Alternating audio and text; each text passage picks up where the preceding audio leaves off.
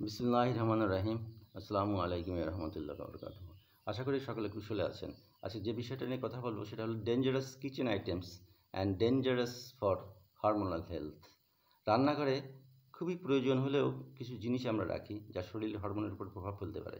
খাদ্যাভ্যাস এবং জীবনযাত্রার উপর আপনার হরমোনের ভারসাম্য নির্ভর করে। হরমোনজনিত রোগগুলির ঝুঁকি বাড়ে আপনার অজান্তেই। ১ নম্বর যেমন বলতেই পারি প্লাস্টিকের পাত্র। এই প্লাস্টিকের পাত্র আমরা রান্নাঘরে ব্যবহার করি যেখানে বিষফেনল থাকে। বিশেষ করে চিনি, গুড়, লবণ, হলুদ আমরা রাখি। কিন্তু এই বিষফেনল এটার সঙ্গে মিশে যেতে পারে এবং আপনার শরীরে হরমোনাল ইমব্যালেন্স করতে পারে।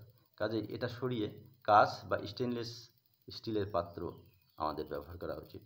ননস্টিক বাসনে অনেকেই আমরা রান্না করি, কিন্তু এটাতে টেফলন বা পিটিটি নামের এক ধরনের সিনথেটিক কেমিক্যাল থাকে, যেটা হিট দিলে টক্সিন রিলিজ হয় এবং এই টক্সিন খাবারের সঙ্গে মিশে যায় এবং টক্সিন মিশে যেয়ে কিন্তু এক ধরনের বিষক্রিয়া আমাদের শরীরে করে এবং সেটা আমাদের হরমোনাল ইমব্যালেন্স করতে পারে।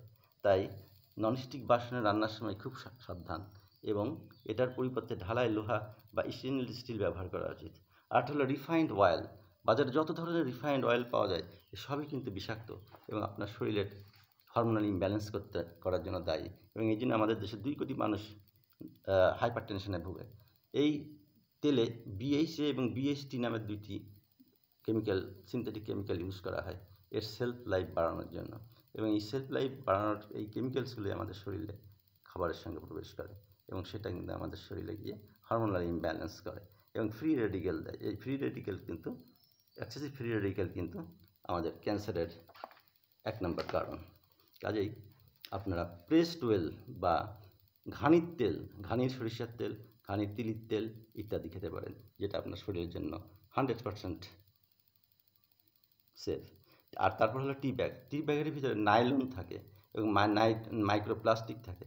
আপনারা যখন চা বানান তখন এই সমস্ত কেমিক্যালস কিন্তু চায়ের সঙ্গে মিশে যায় এবং এটা শরীরে গেলে এটা কিন্তু আমাদের হরমোনাল ইমব্যালেন্স করে, ইনফ্লামেশন করে, ডিজেস্টিভ প্রবলেম বাড়ায় এবং ভেরিয়াস নেগেটিভ ইম্প্যাক্ট দেয় শরীরের উপর। কাজেই এই ন্যানো প্লাস্টিক যেন শরীরে না যায় সেজন্য আমাদের পাতা ব্যবহার করা উচিত, আমাদের ওই টি ব্যাগ ব্যবহার না করে। ৫ নম্বর প্রবলেম হলো aluminium cookware has some potential ডাউনসাইডস।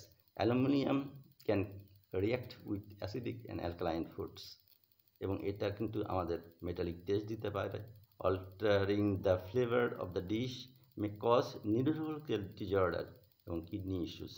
So আমাদেরকে সাবধান হতে হবে এখনই এবং এই সমস্ত থেকে বিরত থাকতে হবে, কাজেই আমরা সুস্থ থাকতে পারবো। আশা করি সবাই ভালো আছেন, কাজেই আমরা সচেতন হব এবং ভালো থাকবো। আসসালামু আলাইকুম ওয়া রাহমাতুল্লাহি ওয়া বারাকাতুহু।